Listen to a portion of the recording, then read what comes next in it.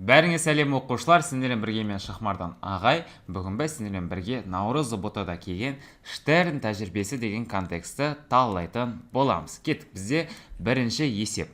1920 жылы неміс физигі Отто Штерн молекулар қозғалысының орта жылдамын анықтауға арналған тәжірибе жасайды дейді. Тәжірибе бойынша бірінің ішіне бірі келген екі цилиндрді алады, яғни сыртқы цилиндр мен ішкі цилиндр. Ішкі цилиндрдің радиусы 1,2 см және биіктік бойымен саңылау болды дейді. Радиусы бар және осы биіктік бойымен мынау тұрған саңылау болады дейді, яғни тесік бар дейді. И бізде сыртқы цилиндрдің радиусы 16 см дейді. Ең ортасында күміспен қапталған өзекше тұрады дейді. Мынау тұрған сары түсте сол күміспен қапталған өзекше. Енді өзекшесінде сым жүргізілген, және сыртқы цилиндрді 45 Гц жиілікпен айналдырып, сымды 1000 кельвинге дейін қыздырады. Сол кезде бізде күміс молекулалар босап шығады. Мынау сыртқы цилиндрге осы боймен, яғни 1,12 см ұзындықта із қалдырады. Біз айтады енді, Штерн тәжірибесі арқылы дәлелдей аламыз нені дейді. Бізде Штерн тәжірибесі арқылы МКТ-ның негізгі қағидаларын дәлелдеуге болады. Ол қалай? Бізден Штерн тәжірибесі молекулалардың жылдамдығын анықтады ғой. Значит, бізден бірінші қағида қандай? Дене микро бөлшектерден тұрады, яғни молекулалар мен атомдардан тұрады деген оны дәлелдеуге болады. Екіншіден, ол бізден бибрекет хаосты қозғалады, яғни сол да МКТ-ның негізгі қағидасын дәлелдеуге болады деп біз бірінші жауапты дұрыс деп белгілейміз. Бізде екінші, бізде тәжірибе арқылы күміс молекуласының жылдамдығын анықтаған, ол бізден ақиқатқа жатады, ал біз үшіншісіне біз алмаймыз. Авогадро санының бұл жерде қатысы жоқ. Яғни біз аламызда 1,2-ні белгілеген кезде плюс 1 балды алып кетеді екенбіз. Екінші сеп, айналу барысында сыртқы цилиндр бетіне жабысқан күміс молекулаларының біркелкі болмау себебі. Яғни неге сыртына жабысқан молекулалар біркелкі жабыспайды дейді. Ол бізден молекулалардың жылдамдығының әртүрлі болғанына байланысты. Яғни жылдамдық әртүрлі болса, молекулалардың жылдамдығы әртүрлі. Сол себептен жылдам молекулалар алыс қашықтыққа қарай бізден бейімделеді, ал жылдамдығы аз молекулалар мына жерге қарай жиналады екен. Яғни олар біркелкі жайылмайды. Кеттік, бізден үшінші сеп. Күміс молекуласының жылдамдығын анықта дейді. Бізден орташа квадратты жылдамдықтың формуласы қандай? Ол түбір астында 3R бөлінген молярлық масса деген формуламен анықталады. Енді осыған салатын болсақ, бізден түбір астында 3 көбейтеміз 8-31-ге көбейтеміз 1000 кельвинға дейін қыздырған 1000-ді аламыз, бөлеміз біз нешеге? Молярлық массамыз 108 грамм бөлінген мол. Бұл деген 0,108 деп ала салады екенбіз, граммды сразу осайынан өрнектеп.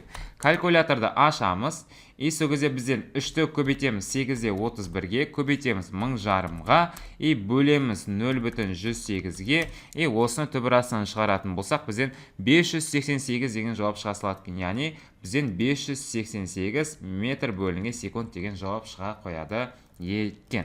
Төртінші сеп, Штерн цилиндрлер арасындағы күміс молекулаларының орташа жылдамдығын есептеген формула қандай дейді. Енді қараңдар.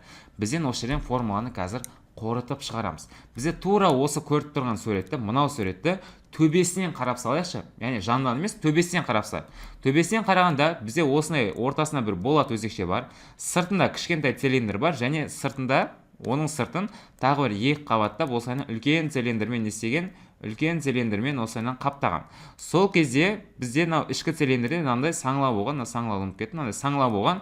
Осы саңылаудан бізден мынандай қашықтыққа бізден жайылады ана молекулалар.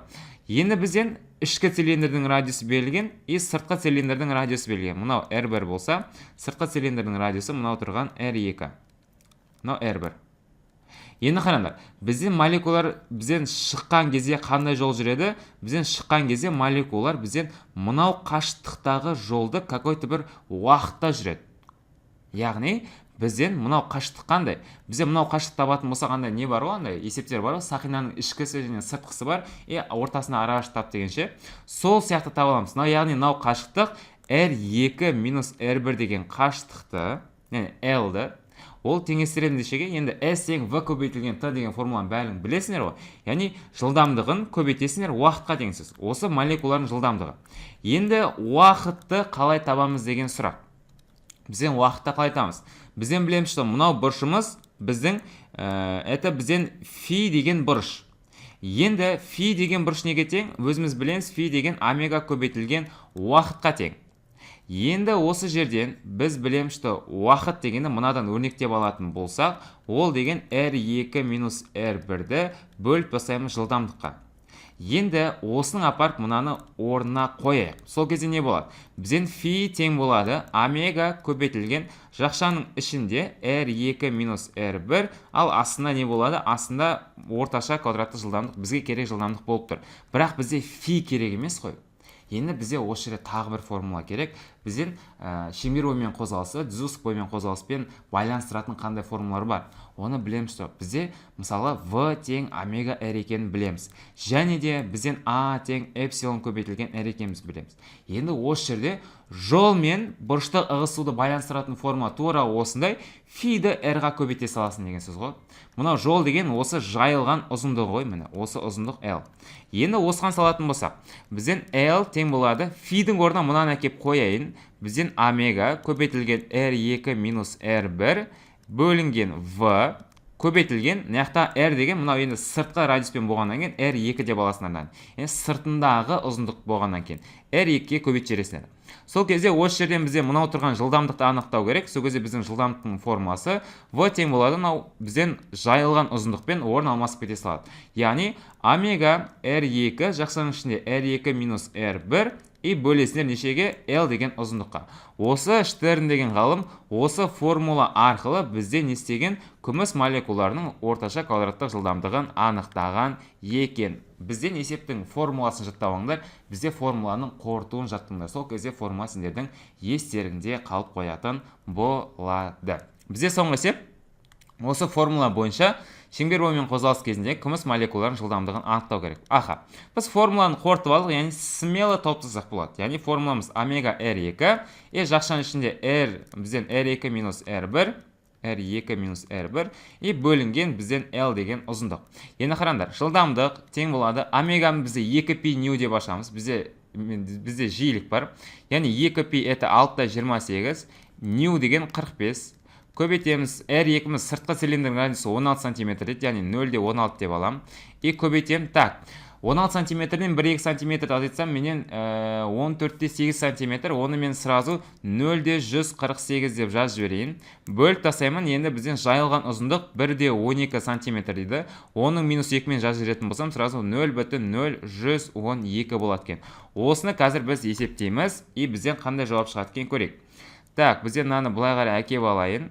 6/28 көбейтеміз 45-ге, көбейтеміз 0,16-ға, көбейтеміз 0,148-ге, бөлеміз 0,0112-ге. Бізден 597-те 49 деген жауап шығады. Яғни бізден күміс молекуланың жылдамдығы 597 метр бөлінген секунд деп белгілейді екен біз. Осымен бүгінгі контекстіміз аяқталды. Ұнаса лайк басып арнаға тіркеліп кетуді ұмытпаңдар. Пайдалы білім болды деп ойлаймын. Сіздермен болған Шахмардан ағай. Келесі кездескенше. Давайте.